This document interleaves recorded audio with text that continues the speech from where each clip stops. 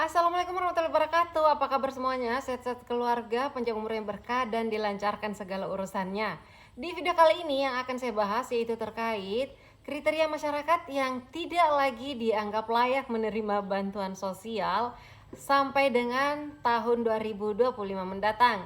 Nah, ini berdasarkan dengan keputusan Menteri Sosial nomor 73 tahun 2024 ini, dan masih akan digunakan peraturan ini di tahun 2025 kecuali telah diterbitkan untuk peraturan Menteri Sosial yang berikutnya nanti. Tapi tenang saja, nanti ketika ada informasi terbaru lagi terkait peraturan Menteri Sosial yang terbaru, sudah pasti akan langsung saya update lagi di channel ini. Oleh sebab itu, kepada semuanya yang baru saja bergabung, silahkan diklik terlebih dahulu subscribe-nya dan juga aktifkan lonceng notifikasinya agar tidak ketinggalan dengan setiap informasi yang terupdate terkait penyaluran bantuan sosial dan berbagai macam subsidi pemerintah lainnya, serta solusi terkait permasalahan bansos yang selalu saya bagikan di channel ini.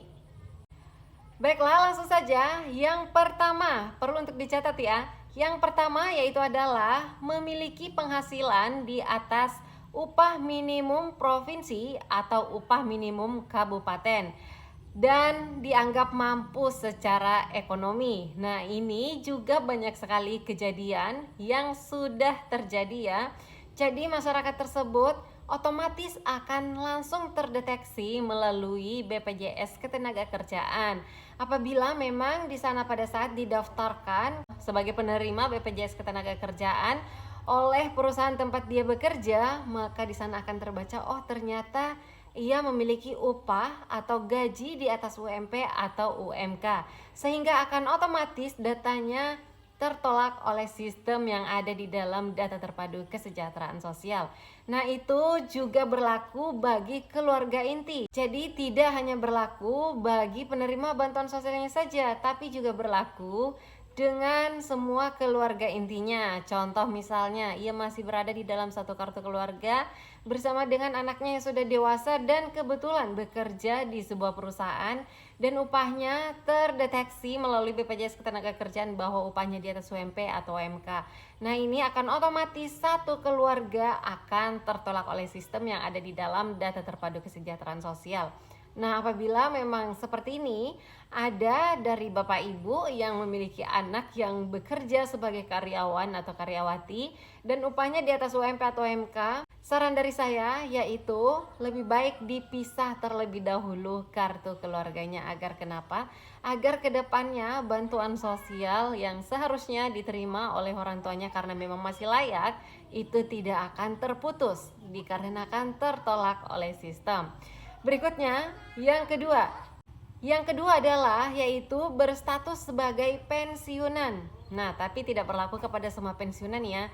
Hanya berlaku bagi masyarakat atau pensiunan TNI, ASN atau Polri saja. Jadi apabila ada masyarakat yang statusnya sebagai pensiunan TNI, Polri atau ASN, maka ini juga akan otomatis datanya tertolak oleh sistem. Dan juga ini berlaku bagi keluarga inti lainnya, sama seperti yang pertama tadi. Selanjutnya, yang ketiga adalah guru bersertifikasi atau tenaga kesehatan. Ini juga dianggap tidak layak terima bantuan sosial berdasarkan dengan peraturan Menteri Sosial tersebut.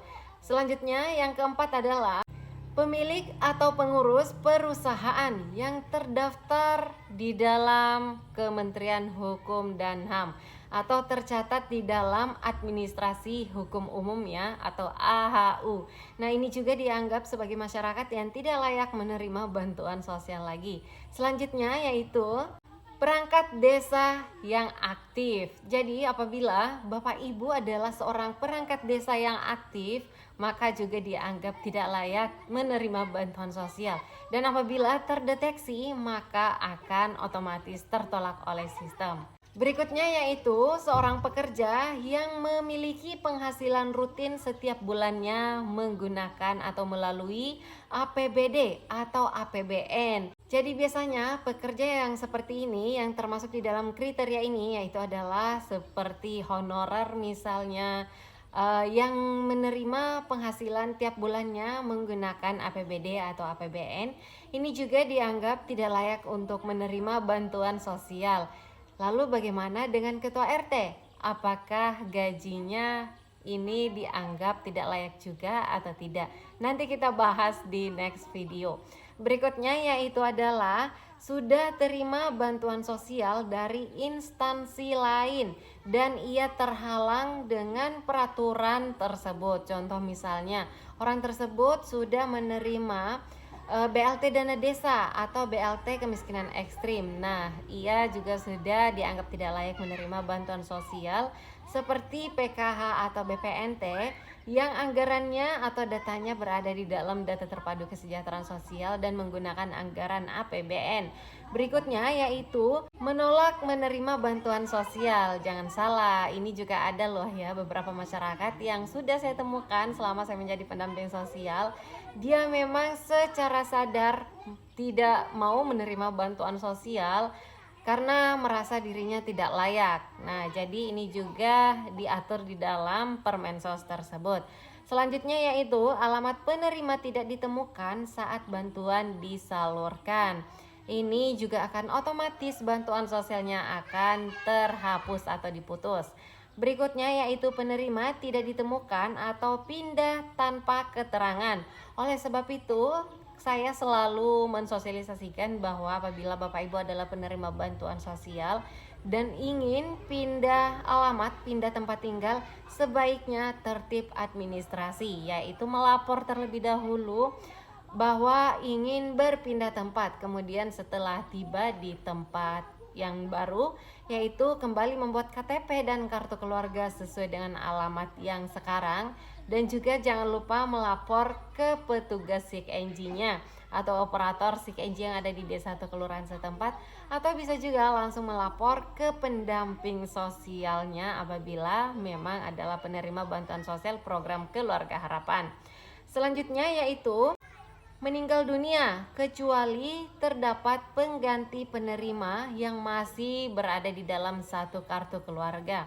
Dan apabila bantuan sosial yang diterima yaitu adalah program Keluarga Harapan, biasanya ini bisa dilakukan pergantian pengurus. Jadi kalau pengurusnya misalnya meninggal dunia dan masih memiliki anggota keluarga lainnya yang sudah memiliki KTP dan komponennya masih ada, biasanya akan digantikan oleh keluarga lainnya sebagai pengurus penerima bantuan sosial tersebut. Selanjutnya atau yang terakhir yaitu adalah status pekerjaannya sebagai ASN, TNI atau Polri atau keluarga inti mereka. Nah, jadi di sini tak lagi-lagi saya selalu menghimbau kepada semuanya untuk poin-poin yang saya sebutkan tadi itu tidak hanya berlaku bagi penerima bansosnya ya, tapi juga berlaku bagi anggota keluarganya atau keluarga intinya dan masih berada di dalam satu kartu keluarga. Jadi saran saya kalau memang anaknya sudah dewasa dan ingin bekerja tapi orang tuanya masih layak terima bantuan sosial, lebih baik pisah kartu keluarga saja.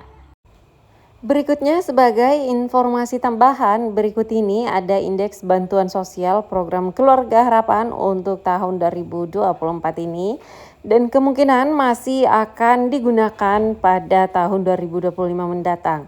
Mengingat untuk aturan yang terbarunya terkait indeks bantuan sosial PKH tersebut itu belum juga diterbitkan, dan terkait indeks bantuan yang saat ini dipakai di tahun 2024 ini juga sudah dipakai sejak beberapa tahun yang lalu.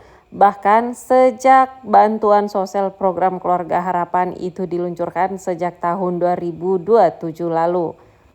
Nah, berikut ini untuk indeks bantuannya untuk kategori ibu hamil jika per 2 bulan sekali yaitu sebesar Rp500.000.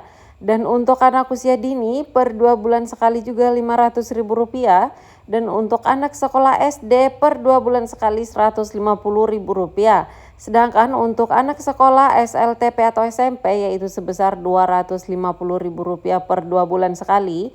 Dan untuk anak sekolah SMA yaitu sebesar Rp333.000.